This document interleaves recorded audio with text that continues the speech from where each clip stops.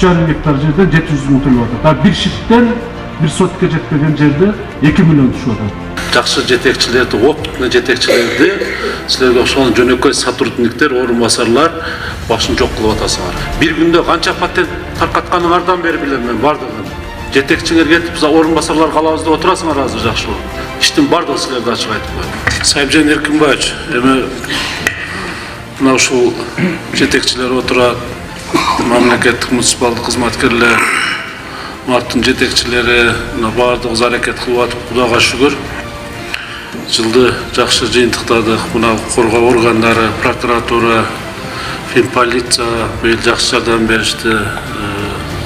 Ички иштер кызматкерлери мына сайыптар отурат. Ушулар да мына экономикага көңүл буруп, быйыл бир топ жакшы төкпөгөн салыктарды толтуруп, мына быйыл жакшы эле болдук да. Анан эми мына негизги өндүрүш тармагында да Кудай буйруса шаардык мэрия жер бердик. Быйыл күтүп атабыз. Чоң завод, фабрикалар ачылышы күтүлүп атат да. Ошол келген инвесторлорго рахмат.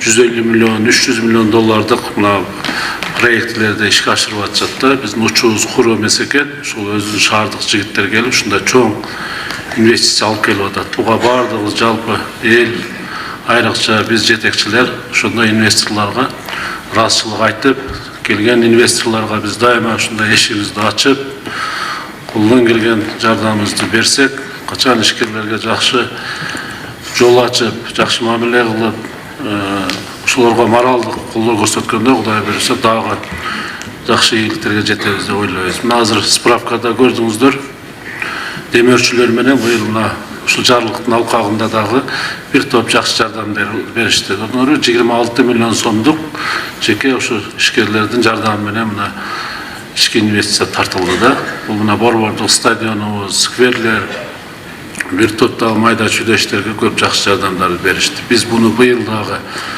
Кудай буйруса улантышыбыз керек да. Бирок эми сиз ушул экономика тармагын тейлеген биринчи вице-мэр катары биз эми өзүбүздүн дагы ички мүмкүнчүлүктөрүбүз бар да, ички мүмкүнчүлүктөрүбүз бар.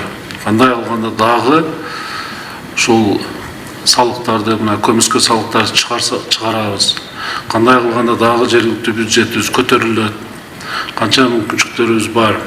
Ушуга токтолсоңуз, анан кемчиликтер да бул эми кайсы тармакта биз жетише албай атабыз. Мисалы мына кайра бөлүштүрүү фондунун жерлери бар бизде. Канча сугат жерибиз бар? Чапалак аймагында. Мына 30 адырдагы жерлери 50 миңге чейин чыккан, 40 миң, 50 миңге чейин чыкканда мына активдер менен жалган айттырбаса керек, тура. Бул эми мен 50 миң, 60 миңге көтөр дебейли. Анан биздин ошол ички ресурстарыбызды пайдаланышыбыз керек да. Мына мен эми эмне үчүн суроо берип атам? Урматтуу айыл өкмөт бар да бу жерде Жапалак айыл. Түшүнүп атасыз да, мына бул суроо сизге тиешелүү да. Мен сиз жаңы дайындалып конкурска катышып утуп келгениңизде айтканымда элди дагы үйрөтүшүбүз керек да. Мына ошол кайра бөлүштүрүү фондунун жерин пайдалангандан кийин, өзүнүн пайдасын ойлогондон кийин жергиликтүү бюджетти да ойлошубуз керек да. Ал жер биздин фонддун жери болот. Ошону туура пайдаланышыбыз керек. Иштетпей аткандар болсо, иштете тургандарга аукцион менен беришибиз керек. Иштете тургандарга. Аукцион деген бул ошол бюджетке пайда алып келет. Ким кымбат берсе, ошого беришибиз керек да. Анан үлүш жерлер эми пайдаланып бөлүнүп берилген Жапалак аймагында. Туурабы? Ошону эми мынаны айыл өкмөт, сиз Сайыпжан Эркинбаевич мындай бир анализ жүргүзүп, ошого жер салыктарын жакшы көтөрүшүбүз керек да. Анан мына 17-жылдан бери бизде көтөрө эле экенсиңер, 17 жылдан бери. Муну этап менен акырын жылда ошол келиштин негизинде аукцион менен жерди бериш керек да. Ошондо ана пайда түшөт. Бул түздөн түз жергиликтүү бюджетте кала турган акча ошол. Анан биз жерди ээлеп алып, же иштетпей, же элге пайда тийгизбей, анан өзүбүздүн үлүш жердегидей кылып пайдаланып отура берсек, анда көтөрүлө албайбыз. Болгону ошол мына 113 гектар сулуу жерибиз болсо, кичинекей 2000 гектарга жетпеген жерибиз болсо, ошон үчүн ушуга көңүл бургула. Бул биринчиси. Экинчиси дагы мына УМС дагы отурат да. УМС барбы? УМС барбы? Мына Шимергешевич. Мына бизде мына жергиликтүү бюджетти көтөрө турган Сайыпжан Эркинбаевич. Мына өткөндө дагы айттым, азыр да мына активдин астында айтат. Толук бизде мүмкүнчүлүктөр бар экен мына. Былтыр 40 миллион болса азыр канча бердик? 50 миллион коштук, 90 миллион план бердик да. Мына аткарышат булар. Бизде дагы мүмкүнчүлүк бар ошону да көтөргөнгө. Ага мына сиз баш болуп, мен баш болуп, туура анализ кылып, бардык жерде карап чыкпасак болбойт мына. Түз жергиликтүү бюджет көтөрө турган мүмкүнчүлүктөр толтура. Мисалы мына бир шитти биз алып койдук. Мына бир шитти алдык, 96 миң сом төгүп жүргөн. Азыр 2 миллионго акчасын түшүрүп бердиби? 2 миллионго түшүрүп берди муну. Эме акчасын түшүрүп берди, кое элек шитке. Тем более заманбап мында LED экран, жалюзный кое турган. Бул шаардын көркү экинчиден 22 эсе көтөрүлүп атат. Буга чейин болгон ушунча шаардын ичинде бардык шиттер биригип 2 миллион 300 миң төгүп жүргөн да. Бардык шаар боюнча шиттен мына бизге арендага 2 миллион 300. Азыр бир шитте мына 2 миллион түшүп атат. Карап койгула 22 эсе көтөрүлүп атат. Мына экономика, мына акча. 5,5 гектар паркыбызды 5,5 гектар Навай парктын. 3,5 гектары биздин муниципалдык эме. 3,5 дейм, ошо 3,5 биздин муниципалдык жер. Ичинде эмне деген мына. Илгерки Союз мезгилинде курулган парк бир дагы аттракцион алмашылган эмес, оңдоп түзөп былтыр биз барып кичине эки жагын караттык да. Төлөгөнү 700 миң сом акча. Мына 3,5 гектар жерден 700 миң төлөп атат. Бир шиттен бир сотке жетпеген жерде 2 миллион түшүп атат. Азыр мына проекттерди даярдатып атабыз. Ошолорду тез умес мына сиз отуруп туруп кечиктирбей, акчасын жергиликтүү бюджеттен проектке берип, проектти тез аранын ичинде даярдатып туруп, анан жаңы заманбап аттракциондор, каерде кафейни, каерде ашкана, каерде ажаткана, эмне болуш керек, проект конкретный даярдатып, коомчулуктун талкуусуна коюп туруп ошол проектини. Анан лот-лотко бөлүп туруп, аукционго коюшубуз керек. Анан көтөрүлөт биздин Сайыпжан Эркинбаевич. Анан мынантип эми жакшы болуп аткан статистиканы мына алып туруп берип атасыңар. Бирок бизде дагы изденип коюшубуз керек мына. Бассейн, например, муниципалдык бассейн. Канча жылдан бери, 10 жыл, 15 жылдан бери, 2009 жылдан бери муниципалдык бассейнде 1 сом акча түшүргөн эмессиңер мына. 1 сом акча түшпөптүр. Жеке менчигинде пайдаланып жүргөн.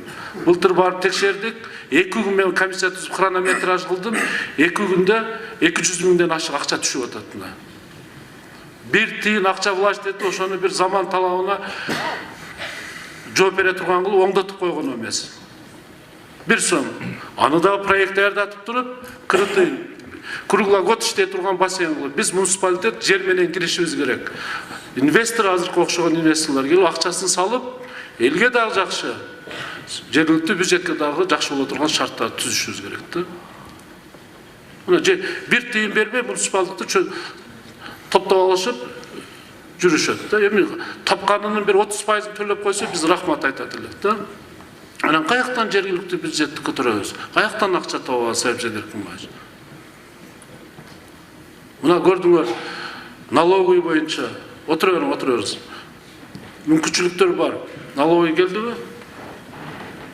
Зам, Мына бир экиле базарды, Жеңиш Парпович, экиле базарды биз комиссия түзүп караттык да, Жеңиш Парпович. Мына 2 базардан 1000 адам текшерсе, 600-700-сүндө патент жок чыгып атат. Бул деген мына көмүскө 60-70% деген сөз болуп атат да. Патенттерди алышпайт. Эми чоң ишканаларга кирбейли, чоң ишканаларга кирип жакан кармап чыгасың. Жакшы мына коргоондар турат, быйыл жакшы карашып, бая башында айткандай түшүрүп берип атышат 100 миллиондогон акчаларды. Мен өзүбүздү мына жергиликтүү бюджетти кала турган мүмкүнчүлүктөрдү айтып атам да. Ушуларга катуу көңүл буруш керек. Мен атайын буну айтып атам, Сайыпжан Эркинбаевич иштеп атат, бирок мына активдин астында да жылдын жыйынтыгында айтып коюшубуз керек. Ошон үчүн бая эсиң барда этең жап деген жакшы сөз бар. Урматтуу актив мына жетекчилер, ишкерлерге туура түшүндүрүп, анан биз салыкты көтөрөбүз деп эле 2 эсе 3 эсе эмес, ошону туура эле төктүрүп койсок, ошол төлөй турган салыгын туура төлөтсөк, бизде дагы чоң мүмкүнчүлүктөр бар экен. Буну мен былтыр жаңы келгенде Bilbesem dagы мына 1 жыл ичинде көп нерсени изучать еттик да. Бардык мына 6 ай менен жыйынтыгы менен жеңиш барып биз сунуш бердик. 9 айын жыйынтыгы эскертүү бердик. 9 айын жыйынтыгы менен бардыгын карап, мына отурган коллега мүчөлөрү сунуштап, мына азыр сунушту бергенбиз кызмат алкабалын четтетүү боюнча. Ушуну дагы бир жеңиш барып бир карап председателин айтып бербесеңиздер, мына биз бардыгын сыйлайбыз, бардыгын урматтайбыз, бардыгы менен мына келгенде айткан иштешкенге кызыктарбыз, бирок ишиңер боюнча баалайбыз дегенбиз да. Мына баалап сунушту берип атабыз. Мыйзам боюнча председатель четтетиш керек экен кызматынан. Бирок бүгүнкү күнгө чейин мына 9 жылдык жыйынтыктабыз, 3 ай 4 ай болду, бул маселе чечилбей атат да. Мен ал кишини да адам катары сыйлайм. Улуу катары, адам катары сыйлайм. Бирок иши боюнча по факту биз сунуштарды бердик да.